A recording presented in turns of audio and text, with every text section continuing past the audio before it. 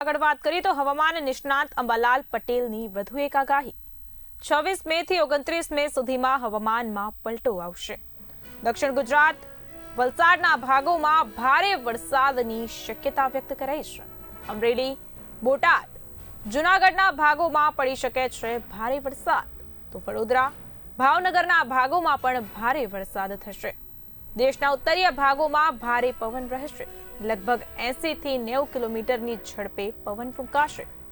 ઉત્તર ગુજરાતના ભાગોમાં 50 થી 60 કિલોમીટરની ઝડપે પવન ફૂંકાશે। સાબરકાંઠા, અરવલ્લી અને પંચમહાલમાં પણ વરસાદ થશે। દાહોદના ભાગોમાં થોડો વધુ વરસાદ થશે।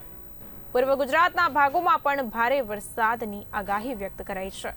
તારીખ 5, 6, 7 અને 9 જૂન સુધીમાં ગુજરાતમાં અણધાર્યો વરસાદ થશે, તો 10મી જૂન સુધીમાં ગુજરાતમાં ચોમાસું બેસી જશે। દક્ષિણ ગુજરાત, દક્ષિણ સૌરાષ્ટ્ર અને મધ્ય ગુજરાતના ભાગોમાં ચોમાસું શરૂ થશે। 26 મે થી 29 મે સુધીમાં હવામાનમાં પલટો આવવાની શક્યતા રહેશે। રાજ્યના કેટલાક ભાગોમાં હવામાનમાં પલટો આવશે, જેમાં મુંબઈના ઉપરના ભાગો, દક્ષિણ ગુજરાતના ભાગોમાં, વલસાડ વગેરે ભાગોમાં ભારે વરસાદ થવાની શક્યતા રહેશે। આ ઉપરાંત ધીરે ધીરે ચોમાસું આગળ વધશે। દક્ષિણ સૌરાષ્ટ્રના ભાગોમાં પણ ભારે વરસાદ થવાની શક્યતા રહેશે।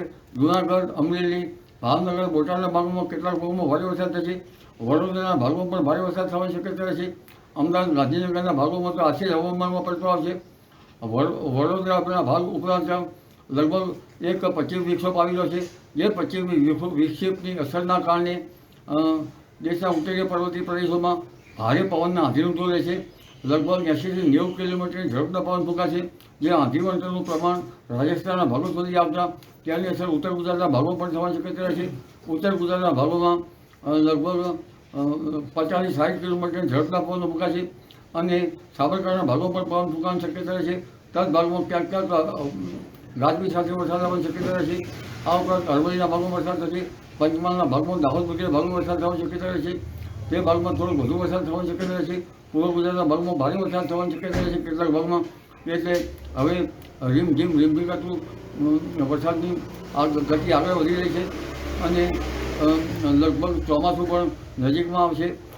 ગુજરાતમાં અણધાર્યો વરસાદ તારીખ 5, 7 કે 9 સુધીમાં અણધાર્યો વરસાદ થવાની શક્યતા રહેશે અને 10મી જૂન સુધીમાં ચોમાસું ગુજરાતમાં આવવાની શક્યતા રહેશે। એમાં દક્ષિણ ગુજરાતના ભાગો, દક્ષિણ સૌરાષ્ટ્રના ભાગો અને મધ્ય ગુજરાતના ભાગોમાં ચોમાસું આવી પડશે। ગુજરાતના કેટલાક છૂટાછવાયા ભાગો પર ચોમાસું આવી શકશે, પણ 10મી જૂન આસપાસ થતો વરસાદ જે છે તેનું વાવેતર કરવામાં આવે તો વૃક્ષી નક્ષત્રમાં જીવજંતુનો ભય રહેતો હોય